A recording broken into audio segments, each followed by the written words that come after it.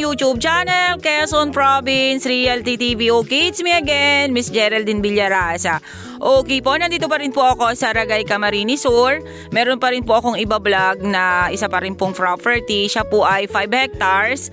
Then, ang hinahawakan po ng seller ngayon nito is tax declaration. Updated naman po siya sa tax. Then, tulad po ng madalas ko sa inyong sinasabi na wag po kayong magkaroon ng doubt sa tax declaration kasi yan po ay natitituluhan. Kumbaga po ay mas madali nga pong matituluhan ang tax deck. Then dito po sa Camarines Sur ay talagang hindi po dito dumadaan sa BIR ang tax deck. Kumbaga po ay DNR po mismo ang magtititulo nito. Sa DNR po tayo magpa-filing ng titulo nito para maging original certificate of title. Ngayon po, yung pong mag-a-apply ng titulo nito sa makakabili po nito, kayo po ang magiging first owner. Ano po?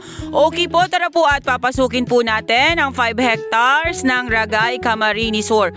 Okay, dito po sa kabilang side na to, may nadala pa po diyang kaunti. Then, eto po yung barangay road. Kita naman po ninyo kanina yung aking video na cemented road po ang dinaanan natin. Then hanggang dito po sa property cemented road, pero meron po dong pilwak na kaunti. Siguro po mga 2 pa lang naman po yon na hindi po sementado. Ano po? Okay po, mula po sa Andaya Highway, nasa 3 kilometers lang po ang layo niya. Okay, tara po, samahan nyo ako, ikutin po natin itong property na to. Okay, dito po sa Barangay Road, ayan, 100 meters po ang frontage niya, hanggang dun pa po yan. Ano po, ayan, may maakasya po dito. Then, eto mga tawag na kakawati ang tawag po dito sa Bicol. Okay, ito po yung loob ng property. Ano po? Ayan, may mga akasya po dito sa loob. Then, ito pong nilalakaran natin na to na nasa gilid ng Barangay Road is flat po yung area. Ayan po siya. Wala na po tayong masyadong nakikitang nyog dito po sa property. Ayan po siya, oh. Flat na flat po dito. Pati po dito sa may loob na to. Mamaya po, papasilip ko po ito sa DNR para ipa-research ko po yung property. Maganda po yung kalidad ng lupa, oh. Medyo po siya nag-islant lang po ng konti papapunta po dito sa palikod na to. Ayan. Hindi po siya katulad ng iba na pabundok. Ayan po siya, oh. Ito po ay dito lang po muna. Ito sa may bungad. Ano po? Doon naman po ako pupunta mamaya sa may kabilang side. Then ayan, umumbok lang po siya ng konti. Then ayan, pumantayin na naman po ulit sa side na yan. Ito po ay kahoy po ito na matigas. Nalimutan ko na naman po kung anong pangalan yan ng kahoy na yan. Pero matigas po yan. Anilaw. Ayun, naalala ko na po, anilaw. Yan po ang kahoy na yan. Ayan. Medyo po umumbok lang ng konti. Yan po ang kalagayan ng property. Ayan po siya. Halos po ay mga kahoy-kahoy gubat na lang po talaga siya. Hindi na po siya katulad ng ibang property na may mga tanim. Ano po?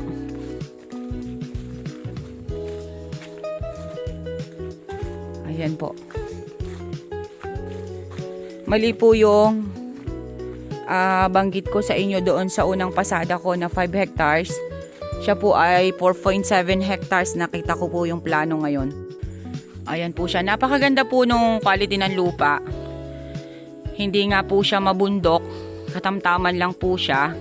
Ayan, dito sa side na to, medyo lang po umumbok siya ng ganyan. Umahon po ng konting ganyan na napakababa. Then kapantayan na po dyan sa side na yan. Ano po? Etong side na to, ganun din. Ayan. Pero dun po sa may side na yun, may mga nyog pa pong pangilan-ngilan.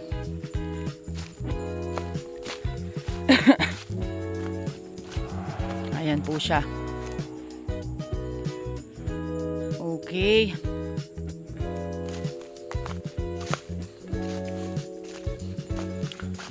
Ito po. Po! Oo, pupunta tayo sa sapa. Ayan, pantayin pa rin po dito. Medyo mababa naman po yung medyo paahon niya. Yun nga po sabi ko po sa inyo ay umumbok lang po. Ano po? Ayan. Ito po ay pumantayin po siya dito. Itong side na are.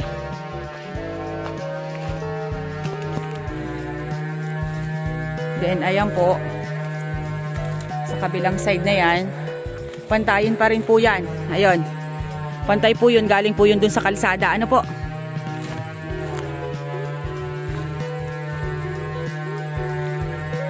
Okay. Ayan. Ito po, may Indian mango dito sa side na to. Ayan pa po. Ayan pa po ang property. Ayan, yung pinanggalingan ko po yan kanina doon na medyo po umahon ng konti yung banayad. Ayan, meron po dito antipolo. Then ito pong side na to ay kasama pa rin sa property. Then yan pong mangilan-ngilan na nyug na yan. Kasama po siya sa area. Ano po? Ayan po siya. Dito po sa side na to ay may mga nyug pa. Pero dito po sa side na to ay talagang totally clearing na po siya. Ano po? Okay, dito po sa tayo kong to, medyo po siya pa-overlooking. Then ayan, anilaw pa rin, antipolo. Ayan po yung part na yan. Ayan po ang antipolo sa side na to. Ayan po ang area. Ang laki po nung anilaw, oh. Then, ayan. Yan po yung pinasukan namin kanina. Ano po? Ayan, kasama pa rin po ito sa 4.7. Ayan po, may mga nyug pa rin po dito na mga takaran. Then, ayun, antipolo. Bali, 2 punong antipolo.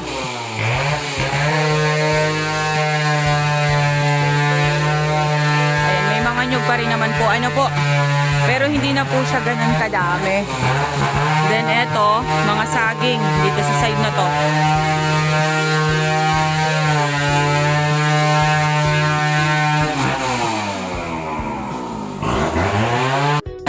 Okay po, dito po sa side na to, ayan, kasama pa rin po siya sa property. May mga mabababa pa po siyang nyog, ayan. Ito po ay sagingan sa side na to. Ayan, napakalalaki po ng puno ng antipolo dito sa side niya rin. Okay po, ayan, kasama pa rin po yan. Then eto, mga kawayan po dito sa side na ito. Ang kagandahan po ng property natin kasi along cemented road, ano po? Matigas din kahoy ito, di ba?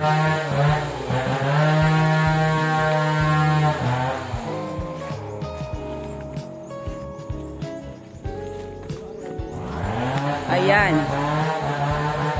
Yun, madalas ko pong sinasabi sa inyo na wag po kayong magkakaroon ng doubt sa tax declaration kasi po natitituluhan po yan. Ang medyo lang po hassle sa tax declaration kasi kailangan po natin silang ipa-research muna sa DNR kung sino po ang claimant sa DNR, tapos sa Region 5. Then, ang pinakang last po ay sa LRA. Yun, kailangan po nating makuha lahat yun. Then, pag yun po ay nakompleto na, magkakaroon na po tayo ng bilihan.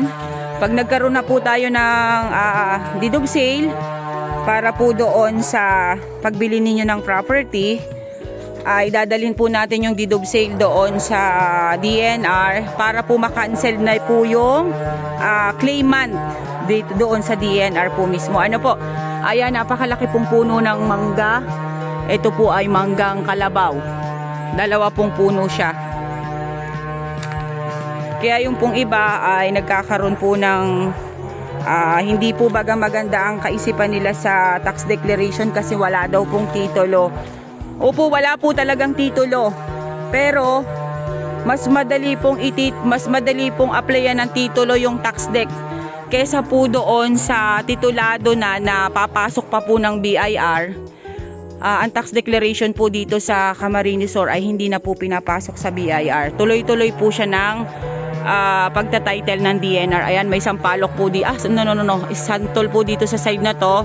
Then ayun, may kalamansi po sa side na yon.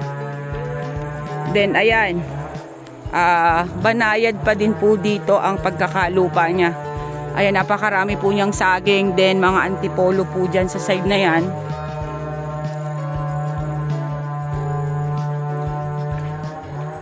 Ayan po. Sasabihin ko na po sa inyo na ito pong property na to, ayan, pinaputol po ng seller yung kanyang mga nyog na matatayog. Kaya po ang maiiwanan nito is yung mga panghilan-ngilan po na takara na nyog. Ito, lukban to ate, di ba? Ayan, lukban po yung side na yan. Then ito pa rin po yung area.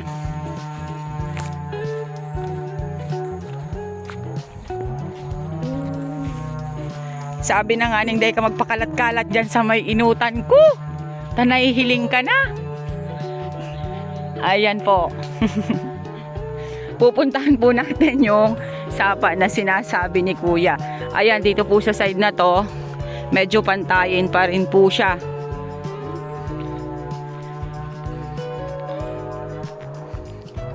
Sa tingin ko po maganda po ang source of water dito.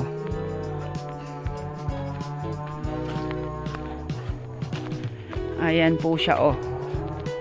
Ang kagandahan po nito kasi 3 kilometers lang po ang layo niya sa Andaya Highway eh.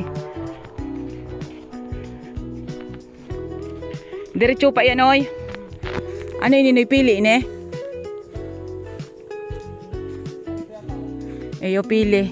Ni po, may isang pili po dito. Ay, garo ba ko, noy?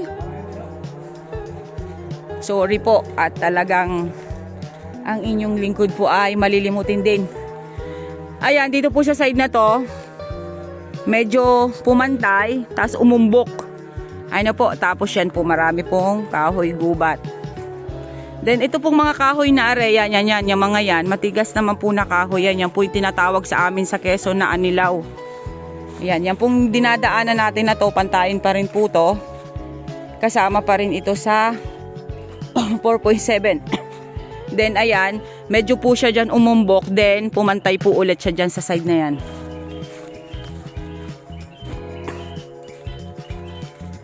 Ito naman po natin dito sa kabilang side, kasi may bakod na. Yan po yung boundaries nila nung kabilang property. Ano po? Ayan, kasama pa rin po ito sa 4.7. Malaki po kasi talaga ang 4.7. Ano po? Then ayan, medyo po dito, medyo nag-umbok ng konti. Okay, dito po tayo dadaan at baka po tayo mga dulas dyan sa kabilang yan. Madulas pa naman po. Okay. Hey! Diyos ko, muntik! Ayan. Ito pa rin po. Pero yung pong mga maliliit na yan na nyog ay hindi na po yan kasama sa itutumba nila. Ano po? Ganyan po talaga ang isang property kapag ka ang nyog po ay matatayog na. Then talaga pong inaalis na po nila. Patataniman na lang po ulit ng bago. Ano po?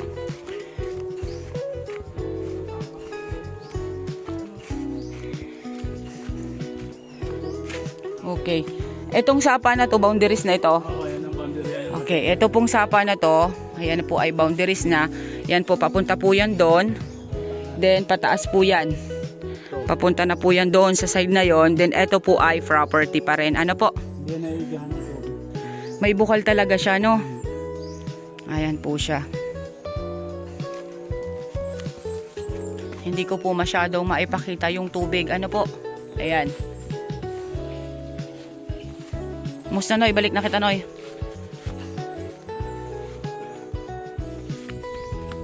Ito pong pinasok namin na to, hanggang po ito dun sa end ng area. Ano po?